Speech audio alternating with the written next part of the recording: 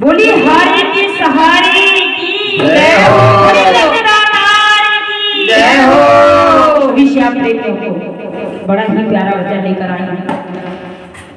एक बेटी श्याम बाबा के मंदिर में जाकर के खाटू श्याम ने और बाबा से अर्जी लगा रही है और किस तरह से प्रार्थना कर रही है इस भजन में सुनेंगे। बड़ा ही भाव से भजन है, सुनिए।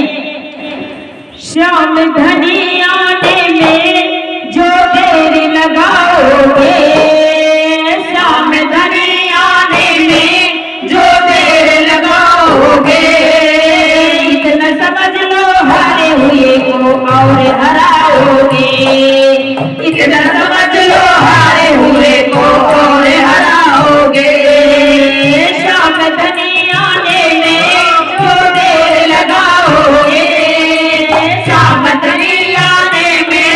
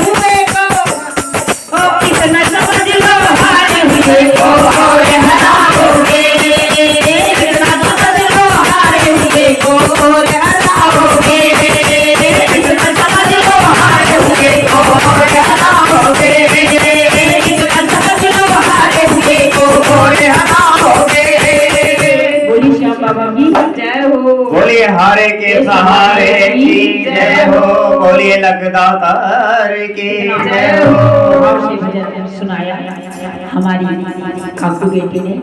तो आप सभी का भजन अच्छा लगा तो कमेंट में जरूर बताएं, कितने भाव से अरदास लगाई। तो आपको भी अच्छा लगना चाहिए, है ना?